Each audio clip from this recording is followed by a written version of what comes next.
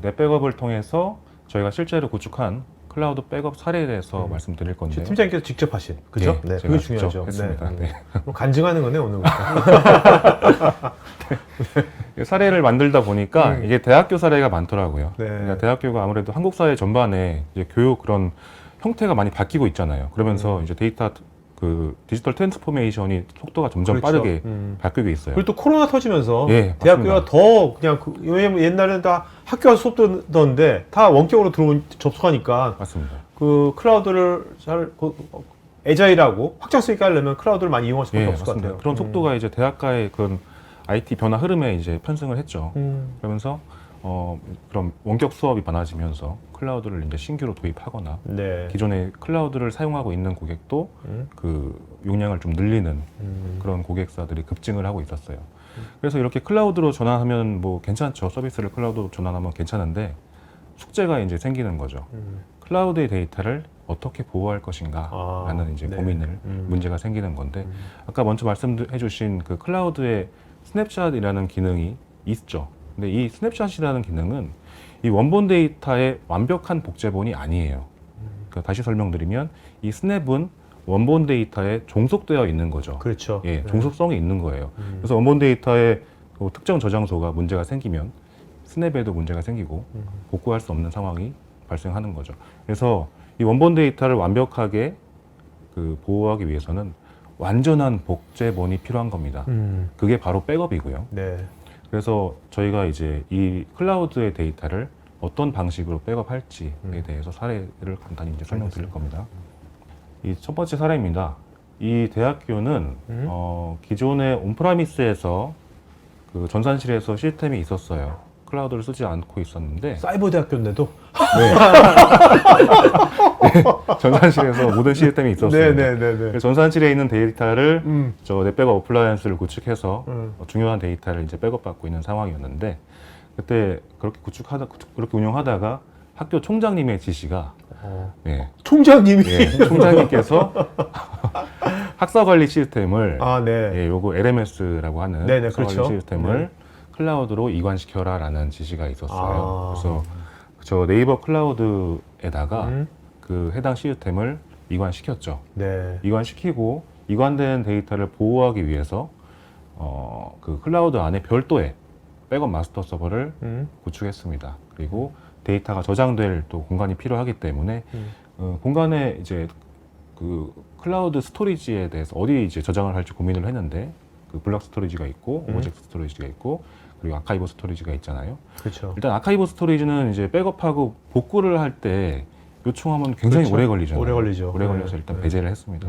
배제를 시켰고 블록 스토리지와 오브젝트 스토리지 간에 이제 고민을 하던 중에 아무래도 그 퍼포먼스에 중점을 두고 비용이 좀 있더라도 빠른 디스크 쓰자 해서 블록 스토리지를 뭐 결정을 했고 그 블록 스토리지에 넷백업 그 중복 제거 디스크라고 하는 MSDP라는 디스크를 구성해서 저 그 LMS 데이터를 저 블록 스토리지에 중복 제거된 것을 중복 제거해서 저장을 오케이. 하는 구성을 만들었습니다.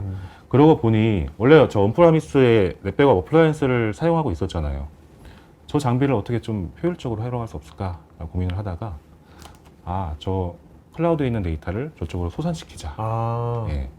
라는 기능을 사용하기 위해서 저 넷백업 에어라는 기능을 사용했습니다. 네. 저 에어 기능은 이제 두 개의 다른 도메인 간의 마스터 서버끼리 인증만 맺으면 원격지로 데이터를 복제해주는 기능인데요. 아무래도 저 클라우드 내에 있는 데이터를 외부로 아웃바운드로 데이터를 가져오다 보면은 비용이 발생하게 되잖아요. 그래서 저 에어라는 기능은 중복 제거된 그 유니크한 데이터만 보내기 때문에 아웃바운드 트래픽을 최소화할 수 있다는 그렇죠. 거죠. 아웃바운드 트래픽 다 돈이지 않습니까? 예, 돈입니다. 예. 그래서 저 LMS 데이터는 저 클라우드 안에 1차 백업이 저장이 되고 저 온프라미스의 네네. 원격지로 2차 백업이 저장이 되는 구성으로 여기 이런 고려 사이버 대학처럼요. 예. 지금 코로나 터지면서 기존에는 이제 온프리미스에서 운영이 돼도 충분했는데 예. 갑자기 원격에서 엄청나게 많이 접속이 되니까 맞습니다. 예. 뭔가 이걸 클라우드를 써야지만 예. 이 확장성이라든지 예. 애자일한 걸 되니까 예. 클라우드로 가는 데가 되게 많을 것 같아요. 예. 그런 데들은 지금 굉장히 많습니다. 똑같은 이 사이버텍 똑같이 그 데이터 백업 굉장히 어떻게 많이 하지? 이렇게 하실 겁니다. 이런 예, 거가 예. 많을 것 같네요. 예, 맞습니다. 이런 기존에 백업 모델이. 장비가 있는데도 불구하고 그러니까요. 이걸 어떻게 네. 사용할지 그런 고민이 많으실 겁니다. 예, 이렇게 첫 번째 사례가 있었고요. 두 번째 사례는 기존에 이제 온프라미스에서 똑같이 시스템이 구성돼서 운영이 되고 있었고요. 동일하게 넷백업 어플라이언스가 그 중요한 데이터를 백업받고 있는 그 마스터 서버의 역할을 하고 있었습니다. 네. 이렇게 운영을 하던 중에 그 교육청에서 이제 학교 평가를 하잖아요.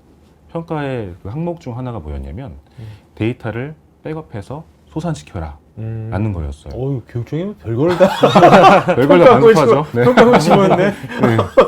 거의 근데 이렇게 이런 요건이 있으면 거의 다 이제 생각하시는 게 테이프를 생각하세요. 네. 테이프에 데이터를 저장하고 이거를 이제 다른 건물이나 원격지에 그런 외화 금고에 저장을 하죠.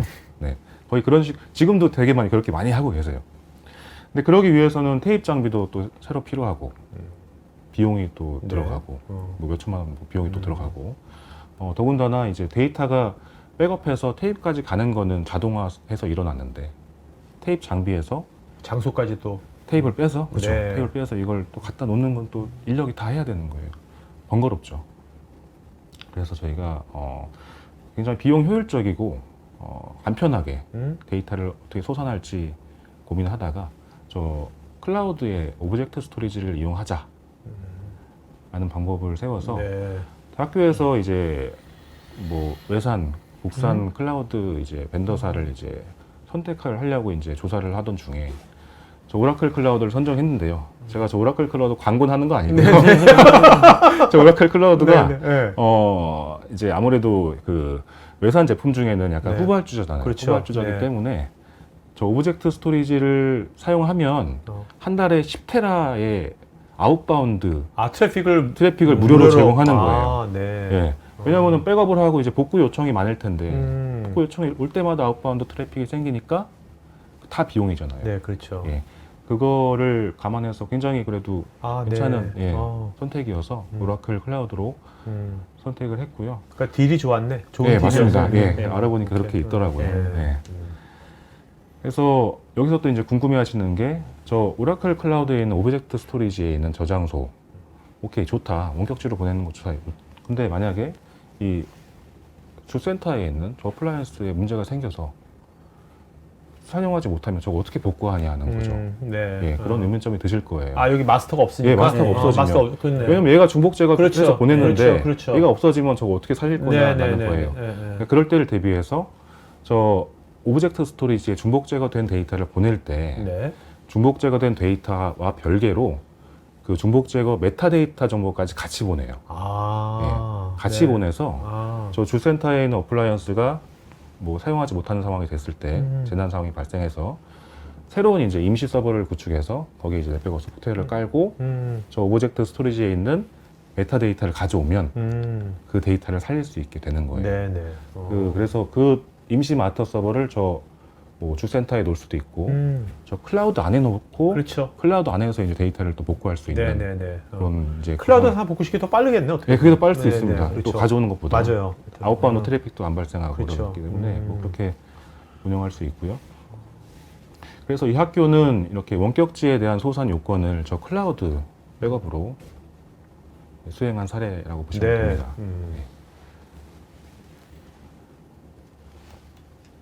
다음은 이제 이 학교는 이것도 대학이네요. 예, 이 대학교입니다.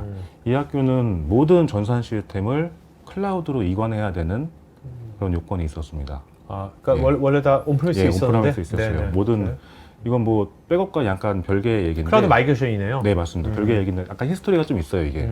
왜냐면은 처음에 입찰을 떴는데 AWS가 이걸 수주를 했어요. 수주를 했는데 교육청에서 이걸 또 브레이크를 놨어요. 왜요?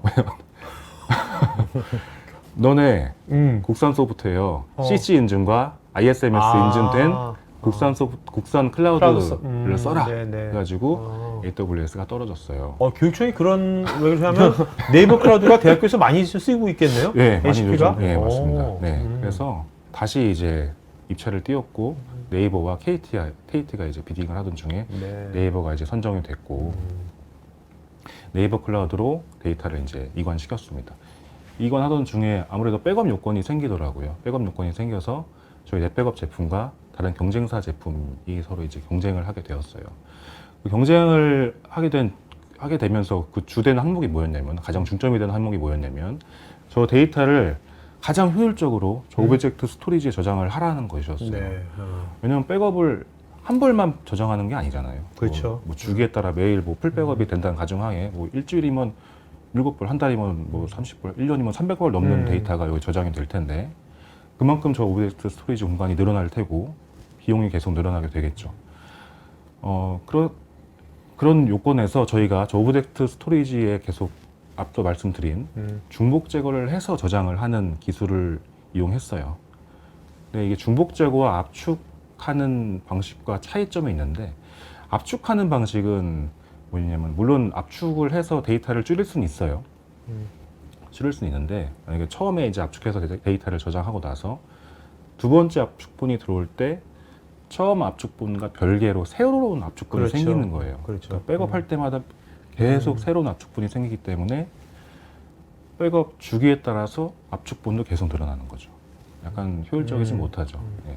근데 중복 제거는 처음 백업을 한 다음에 그 다음 백업이 들어올 때는 동일한 블럭에 있는 데이터는 이런 포인트만 가져와서 그렇죠. 저장을 하고 변경된 그러니까 시간이 갈수록 확 줄어드는 거예요. 예, 맞습니다. 네. 처음엔 확 늘어나고 점점 조금씩 늘어나는 거죠. 그래서 그렇게 효율적으로 저 오브젝트 스토리지에 데이터를 저장할 수 있다는 점에서 저희 넷백업 제품이 선정이 되었어요. 선정이 되어서 그 네이버에는 그 존이 두 개가 있거든요. 공공 존이 있고 일반 존이 있는데 저 공공 존에 있는 오브젝트 스토리지에는 그 한 달 이내에 단기 보관용 데이터를 저장했고요. 저 일반 존에 있는 오브젝트 스토리지에는 1년 동안의 장기 보관용 데이터를 저장을 하는 방식으로 이제 백업하고 소산까지 같이 그 하나의 클라우드 안에서 이렇게 운영하고 있는 사례입니다.